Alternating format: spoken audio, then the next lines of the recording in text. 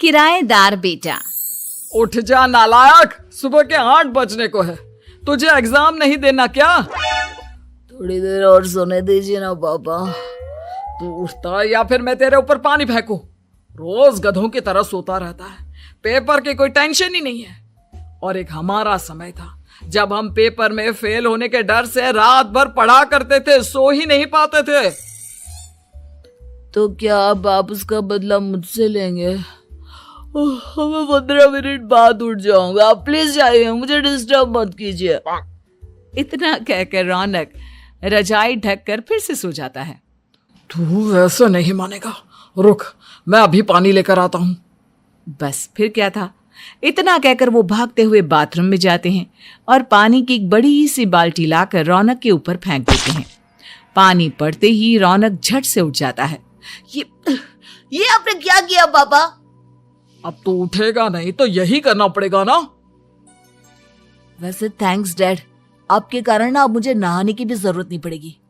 चलिए अब आप माँ से बोलकर मेरे कपड़े निकलवा दीजिए, तब तक मैं ब्रश कर लेता हूँ।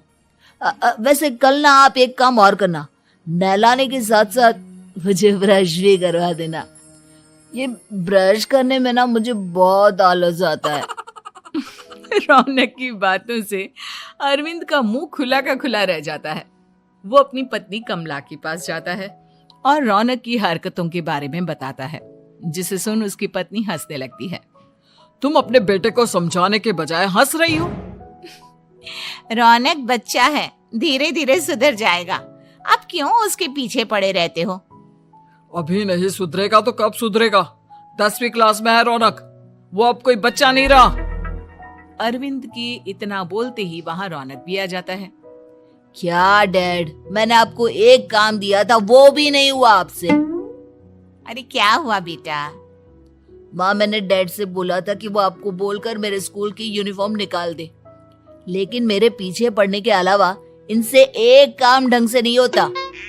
देख रही हो कमला, देख रही हो अपने लाडले को? अरे आप चुप रहिए जी। चलो बेटा, मैं तुम्हें कपड़े निकाल कर दे देती हूँ। बस ऐसे ही साल पर साल बीतते जाते हैं, लेकिन रौनक के रवैये में कोई बदलाव नहीं आता। वो पहले से भी ज्यादा आलसी और पूरी तरह अपने माता पिता पर निर्भर हो जाता है। 2 साल बाद पता नहीं कहाँ गायब रहता है पूरे दिन, अब तक तो आ जाना चाहिए था। अरे आप इतनी फिक्र क्यों कर रहे हैं उसकी? दोस्तों के साथ खेल रहा होगा, आ जाएगा अभी। ये कोई टाइम है खेलने का? 10 बजने वाले हैं, इतनी रात में कौन खेलता है? कमला कुछ कहती उससे पहले ही रौनक वहां आ जाता है। मम्मी जल्दी से खाना लगा दो, बहुत भूख लग रही है। तुम्हें तब तक खाना नहीं मिलेगा जब तक तुम बता नहीं देते कि इतनी रात गए कहां से आ रहे हो। ओ प्लीज डैड, अब आप एसी पे प्रद्युमन बनकर मेरे सर पर बंदूक लेकर मत बैठ जाना। अपनी फालतू की बकवास बंद कर और बता कहां से आ रहा है। माँ अब समझाइए ना डैड को। बता देना बेटा, इनको भी तसल्ली हो जाएगी। आप बोल रही हैं तो बता देता हूँ, मैं दोस्तों के साथ मूवी देखने गया था, इसलिए देर हो गई। तो इन सब चीजों में मेरे पैसे उड़ाता है। कभी 1 रुपया कमाने के बारे में सोचा है तूने? जब देखो हवा की तरह पैसे उड़ाता रहता है। माँ अब आप इन्हें चुप करा दीजिए, वरना ना मुझे गुस्सा आ जाएगा। अच्छा क्या कर लेगा? बता ना क्या कर लेगा तू? वैसे बात तो ठीक ही है, मैं कर ही क्या सकता हूँ। पैसे तो फिर भी मैं आपसे ही मांगूंगा ना। चलिए अब ये सब बात छोड़िए और मम्मी मेरे लिए खाना लगा दीजिए। अभी लगा देती हूँ बेटा। मैं बता रहा हूँ कमला, एक दिन ये ऐसे ही बिगड़ जाएगा। ओफो, आप क्यों इतना पीछे पड़े रहते हो मेरे बच्चे के? बात की बाद में देखेंगे, अभी आप शांति से उसे खाना खाने देंगे। अगले दिन डैडी मुझे 10,000 रुपए चाहिए। हाँ? अब इतने पैसे क्यों चाहिए तुझे? डैड आप बिना सवाल किए कभी पैसे नहीं दे सकते क्या? जब तक तू बताएगा नहीं तुझे पैसे भी नहीं मिलेंगे। अरे अब आप अपने बेटे को पैसे भी नहीं दे सकते? नालायक, तेरी उम्र के लोग नौकरी करते हैं और एक तू है जो नौकरी करने का नाम ही नहीं लेता कभी। आप लोगों के होते हुए भला मैं नौकरी क्यों करूं? अरे हम कब तक पैसे देंगे तुझे? तुझे भी तो अपने पैरों पर खड़ा होना होगा ना। कौन सा उधार के पैरों पर खड़ा हूं? अपने ही तो पैरों पर खड़ा हूं मैं। इसी तरह रौनक दिन प्रतिदिन लापरवाह होता जाता है। उसकी लापरवाही को देखते हुए अरविंद और कमला अपने बेटे की शादी कराने का फैसला लेते हैं और 1 महीने के अंदर अंदर ही रौनक की शादी मेघा नाम की लड़की से करा देते हैं। शादी के कुछ दिन बाद, रौनक, मुझे एक अच्छी सी साड़ी चाहिए, आप ला दोगी ना? हाँ, क्यों नहीं। कितने तक की आती है साड़ी? यही करीब 5,000 तक की। तुम चिंता मत करो, मैं आज ही डैडी से पैसे मांगकर तुम्हारे लिए साड़ी ले आऊंगा। आप कब तक ऐसे ही अपने पापा से पैसे मांगते रहेंगी? कोई अच्छी सी नौकरी क्यों नहीं कर लेते आप? अरे डैड के होते हुए मुझे नौकरी करने की जरूरत ही क्या है? पर आप ऐसे कब तक उनसे पैसे मांगते रहेंगे? कुछ आपको अपने दम पर भी तो करना होगा ना। अब तुम भी बाकी लोगों की तरह मुझे ज्ञान देना शुरू मत कर देना। साड़ी चाहिए ना तुम्हें, मिल जाएगी बस। इतना कहकर रौनक अपने पिता से पैसे मांगने चला जाता है। डैडी, मुझे 5,000 रुपया चाहिए। अब 5,000 क्यों चाहिए तुझे? वो मेघा को साड़ी चाहिए थी। अरविंद आगे बिना कुछ कहे चुपचाप उसे पैसे निकाल कर दे देता है। कुछ दिन बाद, तुम्हें नहीं लगता कमला, रौनक हम पर पहले से भी ज्यादा डिपेंड हो गया है? मुझे तो अब उसके भविष्य की चिंता होने लगी है। कल को हमें कुछ हो गया तो वो क्या करेगा? काश तुमने पहले ये सोच लिया होता तो आज हमारा बेटा इतना लापरवाह नहीं होता। तब मुझे कहाँ पता था कि मेरा लाड प्यार उसे इतना बिगाड़ देगा कि वो इस हद तक लापरवाह बन जाएगा। कोई बात नहीं, अभी भी देर नहीं हुई। मुझे पता है उसे कैसे सुधारा जा सकता है। कैसे?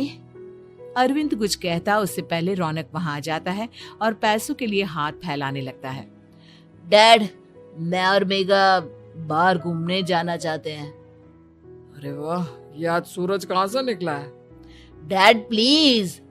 अच्छा चलो अब मुद्दे की बात करो। मुझे अब 25,000 चाहिए। अब तुम्हें 1 रुपया भी नहीं मिलने वाला। अगर तुम्हें पैसों की इतनी ही जरूरत है तो कोई ढंग की नौकरी कर लो। मम्मी, आप कुछ कहिए ना डैड को। बेटा, वो गलत क्या बोल रहे हैं? ये सब हम तेरे भले के लिए ही तो कर रहे हैं। मम्मा, मैंने बताया ना आपको, मुझे नहीं करनी कोई जॉब वॉब। तो ठीक है, निकल जाओ हमारे घर से। तुम्हारे जैसे लोगों के लिए मैंने ये घर खड़ा नहीं किया है। जितना ये घर आपका है ना, उतना ही मेरा भी है। मैं कहीं नहीं जाने वाला। जाना तो पड़ेगा ही तुझे, क्योंकि अब मैं तेरा कोई भी खर्चा नहीं उठाने वाला। ठीक है, मत उठाइए मेरा खर्चा, मैं अपने दम पर भी जी सकता हूँ। तो बेशर्मों की तरह अब तक यहाँ क्यों खड़ा है? अपना सामान ले और निकल जाए यहाँ से। रौनक पैर पटकते हुए वहां से चला जाता है। घर से निकालना जरूरी है क्या उसे? बिना पैसों के कौन रखेगा उसे किराए पर? अगर उसका भविष्य सुधारना है तो हमें अपने दिल पर पत्थर रखकर ये कदम उठाना ही होगा।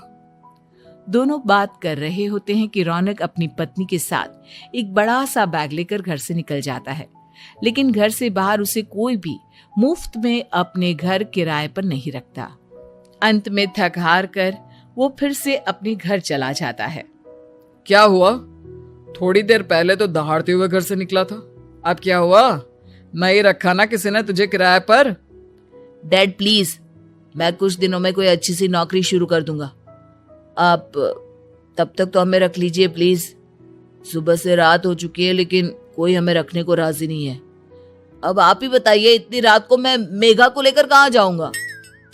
ठीक है, बहू की वजह से मैं तुझे घर पर रख रहा हूँ, लेकिन तू इस घर में एक बेटे की नहीं बल्कि एक किराएदार की हैसियत से रहेगा।